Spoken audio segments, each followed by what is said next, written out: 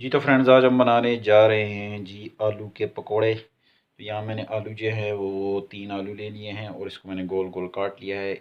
और यहाँ मैंने ऑयल जो है वो भी थोड़ा सा ले लिया है। ठीक है, ऑयल को जो है वो गर्म होने के लिए छोड़ दिया है। ऑयल गर्म हो रहा है, उसके बाद हम इसमें तलेंगे पकोड़े। तो हम कर लेंगे जी मिक्स।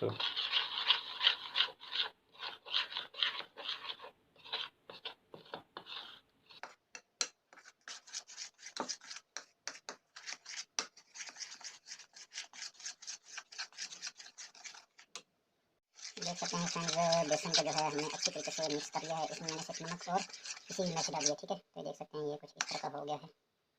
ठीक है, तो आपने अच्छे तरीके से जो है मिक्स कर लेना है।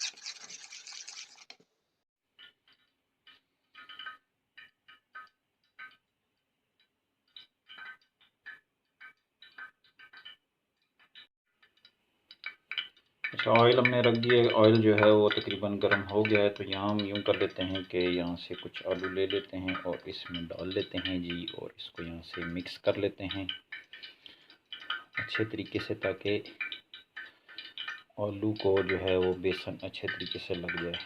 ठीक है फ्रेंड्स, तो यहाँ पे आप ऐसे आलू को उठाएं और इसमें ऑयल में डालते जाएं